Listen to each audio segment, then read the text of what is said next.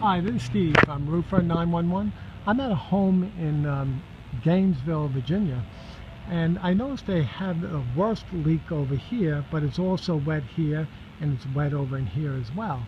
And this leak is coming from many different areas. I'll talk about the first one first.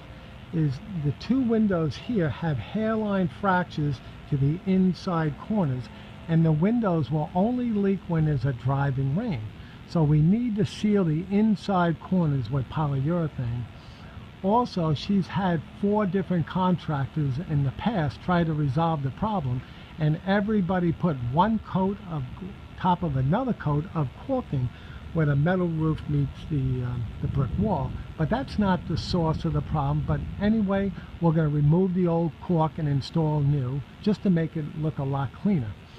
Now, another thing is this gutter here is sagging in the middle. So if there's a heavy downpour, the water will go over the back of the gutter, and then it will settle in between those two windows and leak at the bump out. So we need to re-pitch that gutter to ensure a positive water flow to the drain on the left side. Now, another thing is they had 2 ridge vents. There's one up here and there's another one on top of this gable. We need to remove the ridge vents, and we're going to seal underneath it with polyurethane and then reinstall the ridge vents.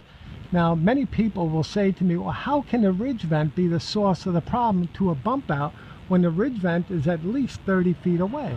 And that's a very good question. When there's a driving rain, heavy downpour, or melting snow, the water can get underneath that ridge vent. Many times the water will not leak straight down through the open breathing space, but instead the water curls underneath the shingles, underneath the vent. The water travels down the roof in between the shingles and the felt. Now, if the water finds an opening in the felt, like say a tear, then you'll see the water dripping down into the attic. But the homeowner was inside and he noticed no signs of moisture, so that tells me the water is still traveling underneath the shingles, but it just did not find any tears. So now the water is settling in between the two windows and also the wall cavity, and then leaking at the bump out. So we got to make sure that the repairs we do to the ridge vents are done perfectly.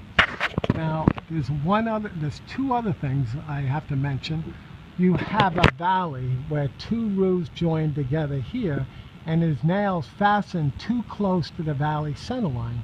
So we need to remove all roofing material at both sides of the valley, install ice and water shield, and then re-shingle it. Now, the other thing, and this finally, thankfully this is the last, is you have architectural shingles installed in this roof. And architectural is a very good shingle, but it's only as good as the contractor who installs it. And what I mean by that is when they installed the roof, they used roofing nail guns. Now, with a nail gun, the contractor can fasten anywhere from 5 to 8 nails a second, and if he doesn't pay attention to where he's placing each and every nail, there'll be nails exposed underneath the shingles at the keys where the shingles join together going across. So we need to lift every shingle in this entire area, and then also every shingle on the left side of this gable, to inspect for areas where there's nails exposed. And then we're going to seal the exposed nail with polyurethane, put step flashing over it, and then re-seal the shingle again. And once we're done with the repairs, even if you went up on the roof, you won't see the flashing because everything is underneath the shingles. My name is Steve again from Roofer911, and I have been a troubleshooter now for 43 years.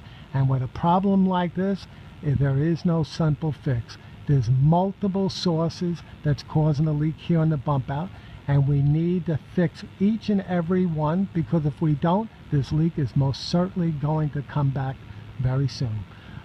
If you have any questions at all, I can be reached at 703-475-2446. Thank you.